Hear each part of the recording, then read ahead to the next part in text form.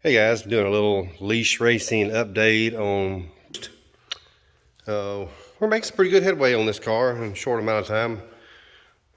We've got cage probably 99% done. Just a few little odds and ends things here and there.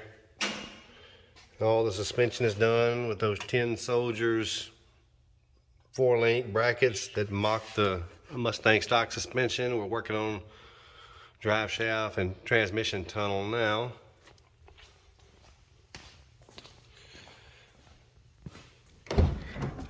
Got the factory dash and steering wheel and stuff all mocked up. Nice, some nice gauge setup in it.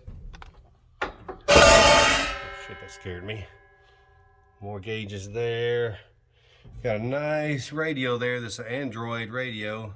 Cool thing about that is I can Bluetooth that to my Max ECU, and I can change that screen to see any data that I want to see off of the ECU. So that's pretty nice. So that counts as a bunch of gauges too. Got some of the front end kind of mocked up because I've already got the radiator set up in there with a huge, you can't see it anymore, but it's got a huge transmission cooler. I got my 427 LS7 engine with a Frankenstein top end on it. It's gonna have twin 76s on it. Hadn't figured out exactly where I'm gonna put them yet. Kind of waiting for them to get here so I can see. I think I'm gonna try to use these manifolds. These are factory LS7 Corvette manifolds. They look like they would work really good, so we're gonna see. I think they'll be pretty nice.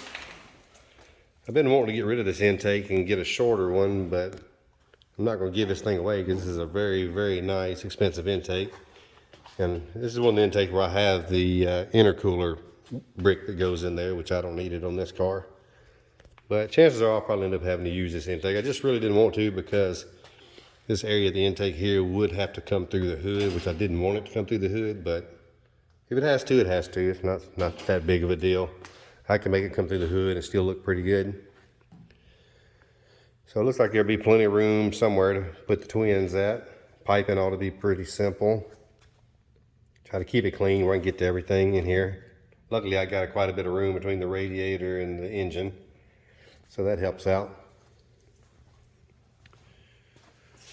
Let's see, and I've even got the gear vendors in here on the transmission.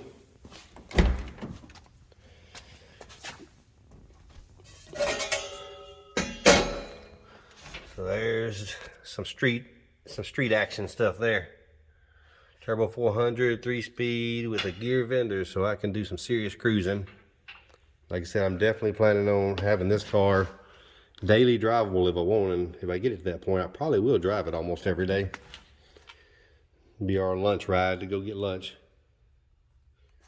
And the plans as of right now is to, with the twins on it, I'm actually planning on running the exhaust all the way to the back of the car in the factory spot. Now, I may put some cutouts or something somewhere in between there if I need to get the flow up on the exhaust. But my plan is to have exhaust all the way out the back, where it'll be fairly quiet driving around. I look so forward to getting this car going because I can't wait to be able to just cruise this car anytime I want to cruise it and then take it to the track and still be a monster at the track.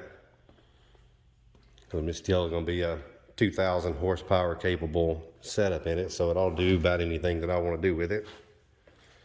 But anyway, this is the latest updates. We're making some progress on it, but it's getting to the point where we're hitting the stuff that doesn't show up as much on video and updates. Getting down to that little stuff now. Once the cage is out of the way, then that's the biggest portion of it there. And I can't wait to get it completely finished where we can drop it out and go get it powder coated, because that's when the magic happens. So until next time, see y'all.